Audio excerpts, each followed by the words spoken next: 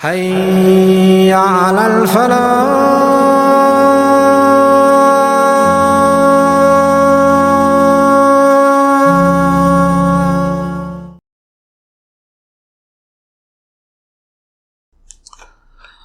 علی بھائی آپ کی اکیڈمی میں کیا خواتین کو آنے کی اجازت ہے؟ بالکل کوئی اجازت نہیں جی، کوئی ادھر آنے کی کوشش نہ کرے، اس قسم کی کوئی حرکت نہ کرے۔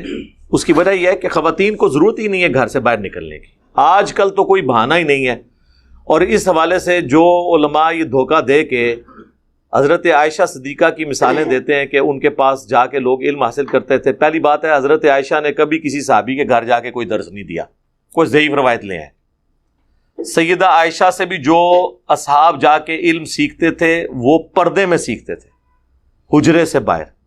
دوسرا، سیدہ عائشہ کے پاس وہ علم تھا جس کا سورس وہی تھی، نبی علیہ السلام کی آئلی زندگی۔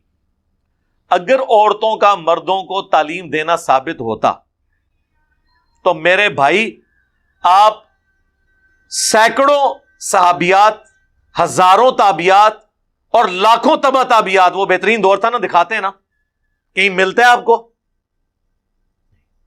میں بالکل اس حق میں نہیں ہوں کہ ڈاکٹر فرحت ہاشمی یا کوئی اور عورت کے دروس کوئی مرد آڈیو میں بھی سنے، ضرورت ہی نہیں، آپ ڈاکٹر سرار کو سن لیں اور کسی کی ویڈیو سن لیں۔ مردوں کا کیا کام ہے کہ عورتوں کو؟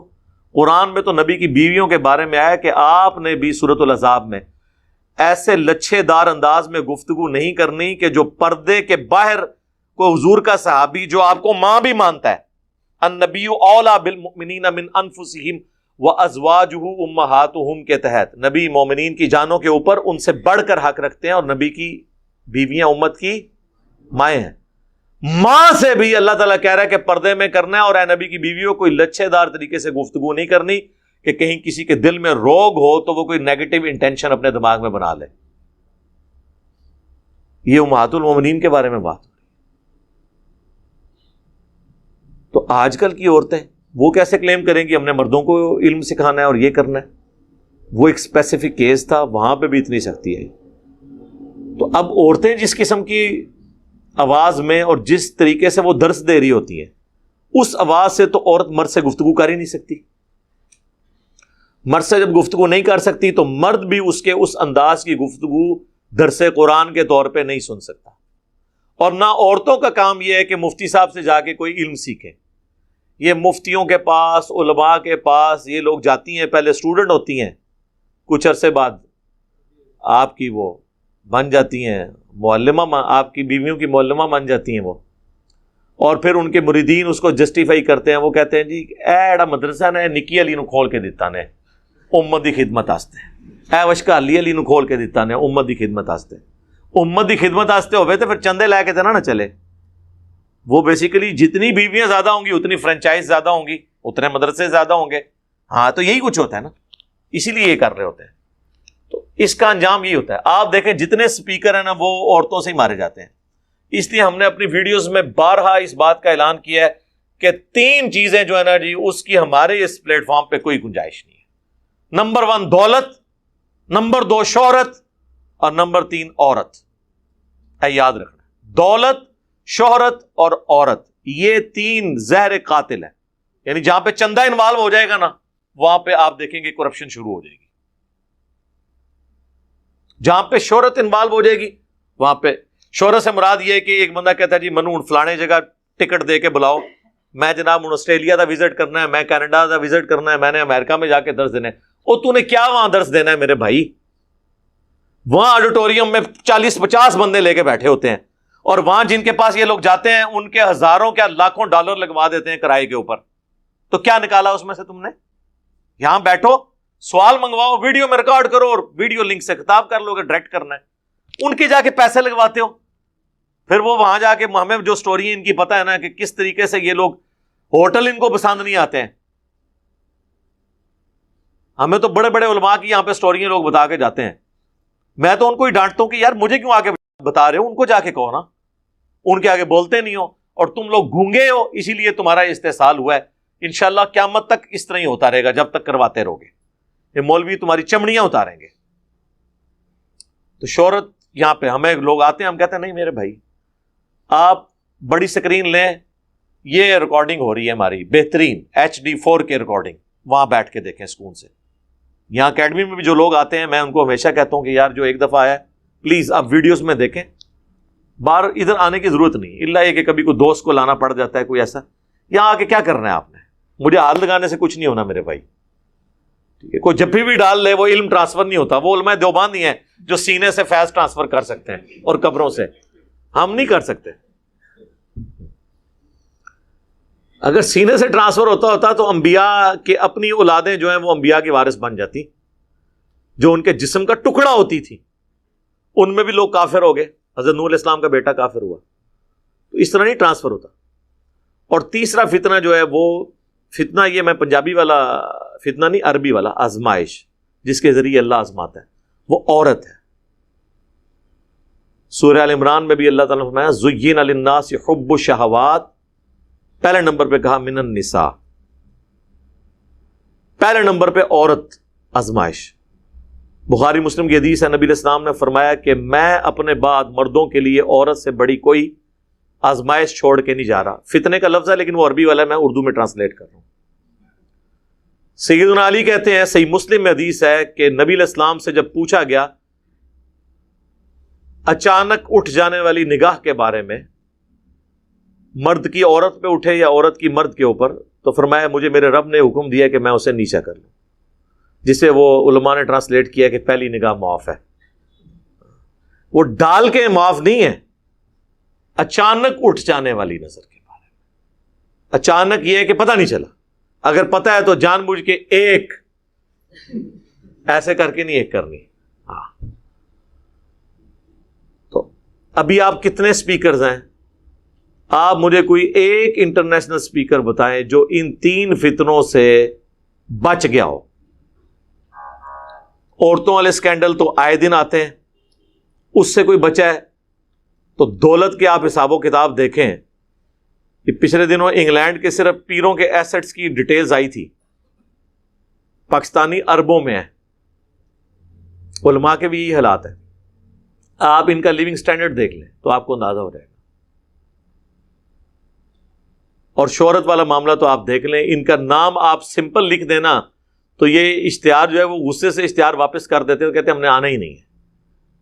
ایون اشتہار میں اپنے نام کے ساتھ پروٹوکولز لکھے ہوں لیکن ان کا جو جس سے پروفیشنل جیلسی ہے اس کا نام بڑا لکھا ہو، ان کا چھوٹا ہو، یا اس کا مین جگہ پہ ہو یہ سائڈ پہ ہو، وہ کہتے ہیں میں نہیں جانا ہوں، گل ختم، اگلی گل ہی نہیں.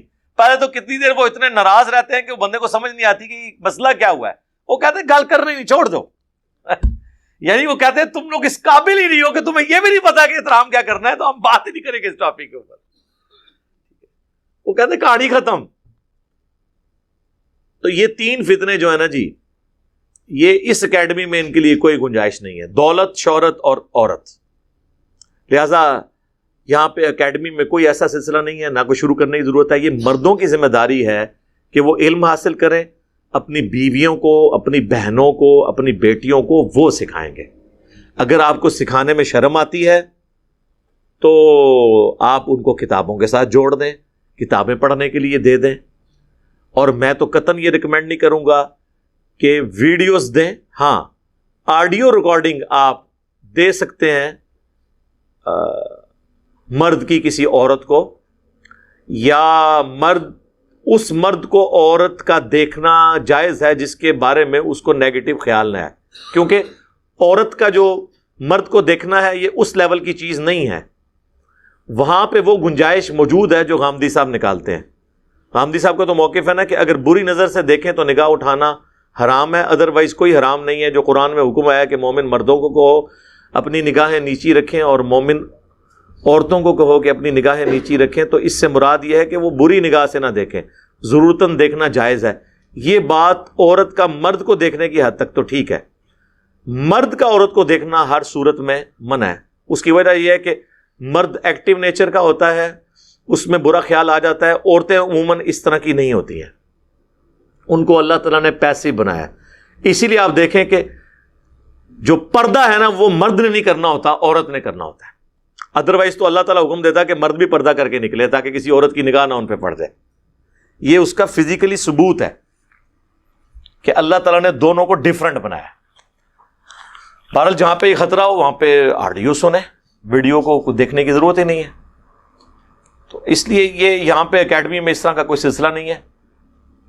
اب تو یہ یوٹیوب کی وجہ سے، ویڈیوز کی وجہ سے یہ ایشو ہی ختم ہو گیا کہ آپ کسی فزیکلی کسی جگہ پہ جا کے کریں. ہاں جہاں پہ عورتیں درس دیتی ہیں وہاں اپنی عورتوں کو ضرور، الہدا انٹرنیشنل میں بڑے اچھے کورسز ہوتے ہیں. ڈاکٹر فرحت ہاشمی ہیں، ان کی سسٹر بھی ہیں نگت ہاشمی، ان کے بڑے اچھے کورسز ہوتے ہیں اور بڑے پردے کا اہتمام ہوتا ہے.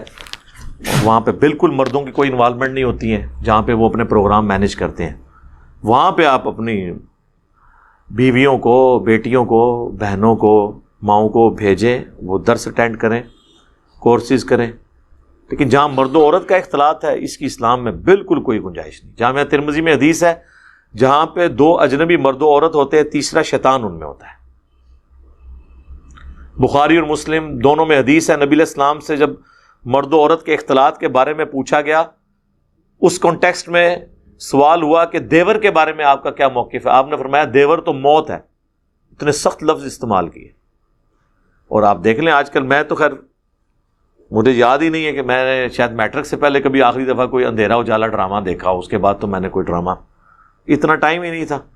لیکن ہمیں لوگ بتاتے ہیں کہ جی اب تو ڈراموں میں اس قسم کی چیزیں، وہ اس قسم کے افیئرس دکھا کے اور پریکٹیکلی لوگوں کو اپنی طرف سے وہ تو ایجوکیٹ ہی کر رہے ہیں نا کہ یہ بھی ہوتا ہے. کئی ایک ایسی چیزیں جو عام لوگوں کو پتہ ہی نہیں ہوتی ہیں، وہ ان ڈراموں کے ذریعے خام خواہ لوگوں کو ایجوکیٹ کرتے ہیں اور بے حیائی جو ہے وہ پھیلا رہے ہیں. دیکھیں ہم جب چھوٹے چھوٹے تھے اس وقت ایک ہی ڈرامہ 8 سے 9 لگتا تھا،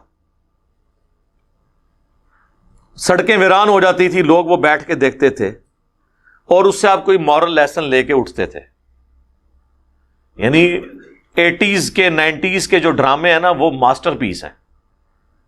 من چلے کا سودا اشفاق صاحب کا لگتا تھا، اندھیرا اجالا، وارث، یہ وہ ڈرامے تھے جنہوں نے اس نیشن کی ذہنی تطہیر کی اور بلڈنگ، جسے کہتے ہیں نا بلڈ کرنا کسی نیشن کو. لیکن اب کیا ہے؟ اب ڈراموں میں وہ کلچر دکھایا جا رہا ہے جو ہمارے ملک کے رہنے والے لوگ ہی نہیں ہیں. جس قسم کی گاڑیاں اور جس قسم کے یہ معاملات دکھائے جا رہے ہیں، یہ تو پاکستان میں 0.0001% لوگوں کے پاس بھی اتنی دولت نہیں ہے کہ وہ اس قسم کی زندگی گزارے. آپ کے سامنے یہ سارے معاملات، تو وہ کس قسم کے لوگوں کو پروموٹ کر رہے ہیں، اس میں سے کیا نکالنا ہے؟ ڈرامے تو ختم ہی کر دینے چاہیے. میں تو کہتا ہوں ڈاکومنٹریز ہونی چاہیے. اس کی بجائے آپ National Geographic, Discovery, Animal Planet, یہ چینلز دیکھیں. اور آپ انڈیا کو دیکھ لیں، انہوں نے سارے چینلز اردو میں ڈب کر دیے ہیں. ہم لوگ یہ ایفرٹ نہیں پوٹ کر سکے.